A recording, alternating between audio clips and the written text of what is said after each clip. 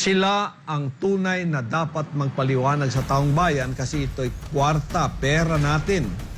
Pera ng taong bayan. Kasi ang battle cry ni Senator Manny Pacquiao is walang korupsyon. Kailangan daw pag may korupsyon, isumbong sa kanya.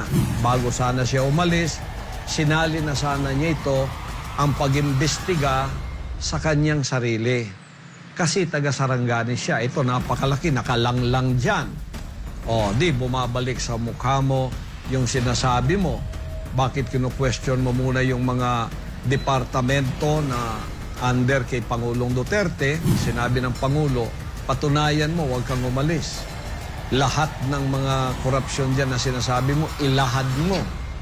O, tutukan mo yan, upuan mo yan. O, tapos, naglagay ka ng maraming mga papel doon, nilagay mo, tapos umalis ka na. Eto pa pala, meron.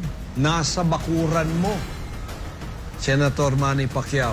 At isa ka pa sa proponent, Senator Manny Pacquiao.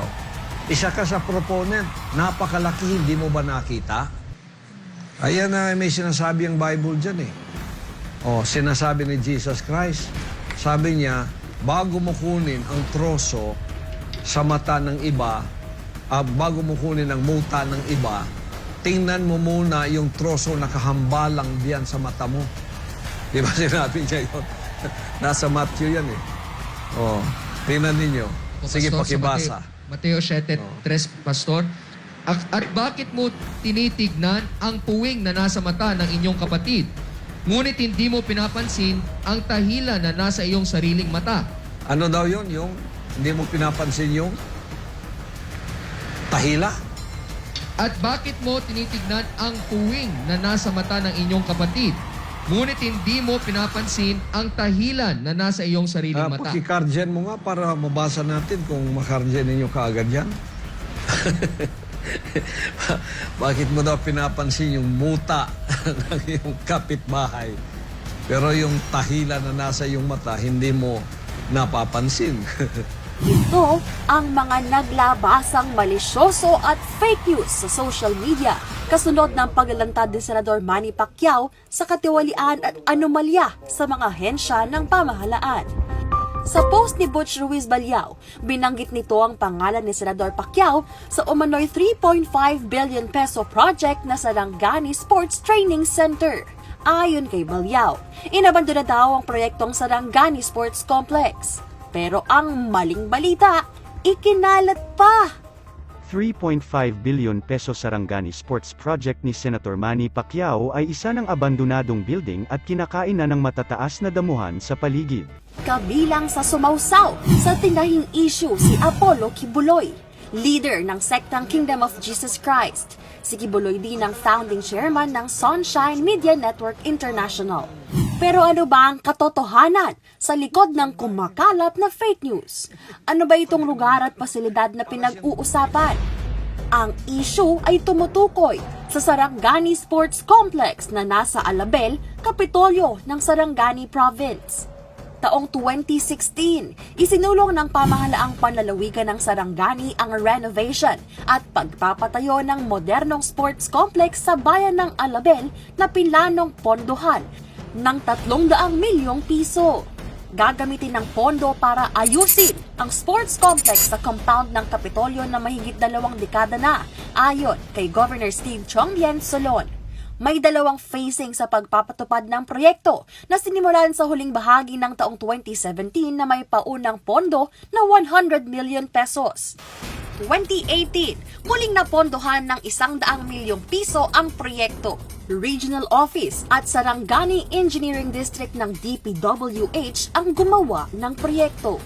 Ngayon ay ito na ang Sarangani Sports Complex.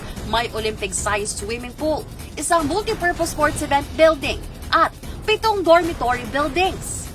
May naiwang istruktura na kailangang ayusin pero nabinbin pa ang huling 100 million pesos na pondo dahil inabutan na ng pandemya. Pero saan nga ba nalito si Kibuloy at mga kasama niyang nagbigay ng mali siya at nag-aakusa kay Senator Manny Pacquiao? May 2 mahalagang batas na nilagdaan si Pangulong Rodrigo Duterte. Ito ang Sarangani Sports Training Center Act o RA 11224 at Philippine Sports Training Center Act o RA 11214. Ang dalawang batas, iniakda ni Senador Manny Pacquiao para itaguyod at paunlari ang sports at suportahan ang mga atleta sa bansa. February 22, naisabatas ang Sarangani Sports Training Center Act o RA 11224. Layunin sa batas na makapagpatayo ng Sports Development and Training Center sa lalawigan ng Sarangani.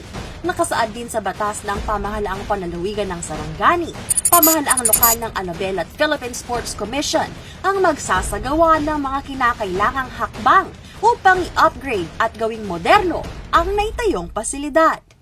Kaya kung may Sarangani Sports Complex na naitayo ang provincial government, makakatulong ngayon ang batas na iniakda ni Senador Pacquiao para matiyak na may kagamitan sa pagsasanay ang mga atleta at mga personnel na mangangasiwa sa maintenance at pagpapatakbo sa pasilidad.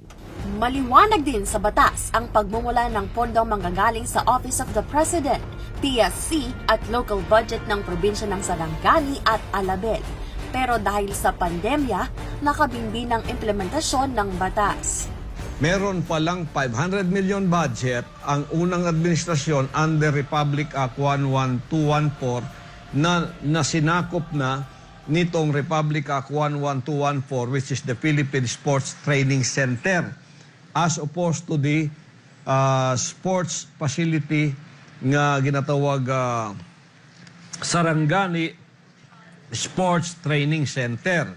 So, ito po ay nagkahalo na ngayon. Hindi na alam ng taong mamamayan kung saan nagpasimula itong 500 million budget kung ano nagamit. At saan din nagpasimula ang 3.5 billion budget kung ano na ang pinaggamitan. Kasi naghalo na yan eh. Maaaring kainin ng 3.5 million budget, 3.5 billion budget, ang 500 million. So, kung ilalagay mo doon, malilito ang tao, naging savings ang 500 million ngayon. Ang katotohanan sa issue, walang basihan ang malisyosong akusasyon dahil wala pa namang inilalabas na pondo para sa Sarangani Sports Training Center Act. Samantala, February 14, 2019, nilagdaan ni Pangulong Rodrigo Duterte ang RA 11214 o ang Philippine Sports Training Center Act upang mapondohan ang pagpapatayo ng Philippine Sports Training Center. Kung ikukumpara sa Philippine Sports Training Center Act na malinaw na popondohan ng 3.5 billion pesos, wala namang nakasaad na halagang ipopondo para sa Sarangani Sports Training Center Act. Kaya fake news ang sinasabi na may nagamit na 3.5 billion pesos sa pagpapatayo ng Sarangani Sports Training Center. Ang totoo, ang planong pondohan ng 3.5 billion ay ang Philippine Sports Center na itatayo sa Bataan at hindi sa tinutukoy ni Kibuloy at ni Balyao na Sarangani Sports Training Center. Ang totoo, 200 million pesos ang ginastos sa pagpapatayo ng 7 dormitory buildings, isang multipurpose building at Olympic-sized swimming pool. Ito ang Phase 1 at Phase 2 ng proyekto ng lokal na pamahalaan ng Sarangani. Kasunod na aayusin ng 2 dekadang grandstand na ito na ginamit pa sa palarong pambansa noong 1996. Pero dahil inabutan ng pandemya, totoong hindi pa nagagamit ang pasilidad dahil hindi naman pinapalabas ng bahay ang mga estudyanteng gagamit nito. Kaya pala nakakalito at nakakahilo ang detalye sa mga ikinalat sa social media ay pinagsama-sama ng mga malisyoso ang impormasyon sa 300 million pesos Sarangani Sports Complex Project na pinondohan daw ng 3.5 billion pesos mula sa Philippine Sports Center Act at sinasabi nila na ang pondong ito ay sa itatayo at patatakbohing Sarangani Sports Training Center. Isang punto para nagpapakitang paninira lang at intriga ang akusasyon kay Senator Pacquiao ay sa paraan ng pagpapakita ng imahe ng Sarangani Sports Complex. Malabo na nga ang video na kanilang ipinakita, nanginginig pa ang kamera. Pero sa video na ito naming ipapakita, publiko na ang huhusga. Luma, sira-sira at nabubulok nga ba? sa pagberipika ng mga organisasyon ng mga mamamahayag na nakatutok sa lumalaganap na fake news. 14 na magkakaibang pekeng balita patungkol kay Pacquiao ang kumalat sa social media. Ito ay mula lamang nitong buwan ng Mayo hanggang nitong ika-13 ng buwan ng Hulyo. Ang fake news na ikinalat patungkol pa lang sa 3.5 billion pesos na kasinungalingan. Lumabas sa 27 social media platforms tulad ng Facebook at YouTube. Araw-araw, ganyan sila kasipag, walang humpay. Ganito kadaming uri ng maling balita ang bumubungad at isinusubo sa publiko. Bumabaha ng mga malisyoso at mapanirang balita gamit ang social media. At ang main target nila na gawa ng tahi-tahing kwento, si Senador Manny Pacquiao.